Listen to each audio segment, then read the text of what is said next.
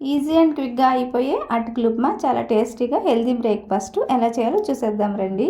ముందుగా ఒక కప్పు అటుకులు తీసుకుని దీన్ని శుభ్రంగా వాటర్ పోసి 2 సార్లు కడిగేసి వాటర్ అంతా వంపేసి పెట్టేసేయండి. అందులో ఉన్న తడికి మంచిగా నానిపోయి ఉంటాయి అన్నమాట. మనం ఏమి ఎక్స్ట్రా వాటర్ వేయక్కర్లేదు, పక్కకు పెట్టేసుకుంటే అవి కడాయి పెట్టుకుని ఆయిల్ వేసిన తర్వాత ఒక పిడికెడు పల్లీలు వేసి మంచిగా వేయించి పక్కకు తీసేసుకోండి. దాంట్లోకి శనగపప్పు, మినపప్పు, ఆవాలు, జీలకర్ర వేసి కొంచెం వేగిన తర్వాత 4 పచ్చిమిర్చి తరుగు, ఒక ఉల్లిపాయ సన్నని తరుగు కూడా వేసుకుని కొంచెం వేయించి కొంచెం కరివేపాకు వేసుకుని అది కూడా వేగిన తర్వాత రుచికి సరిపడగా సాల్టు అలాగే కొంచెం పసుపు వేసుకుని మంచిగా ఫ్రై చేయండి. తర్వాత అటుకులు నానిపోయి ఉన్నాయి కదా, ఈ అటుకులను కూడా కొంచెం కలిపేసి ఇలా వేసేసుకుంటే పొడి పొడిలాడుతూ వచ్చేస్తాయి అన్నమాట.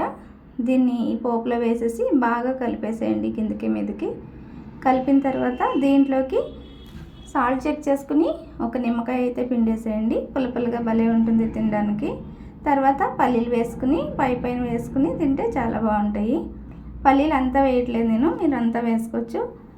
మా అమ్మాయి పల్లీలు తినదనేసి కొంచెమే వేసాను. టేస్ట్ అయితే చాలా బాగుంటుంది. నచ్చితే లైక్ చేయండి, షేర్ చేయండి, సబ్స్క్రైబ్ చేయడం మర్చిపోకండి. Thanks for watching.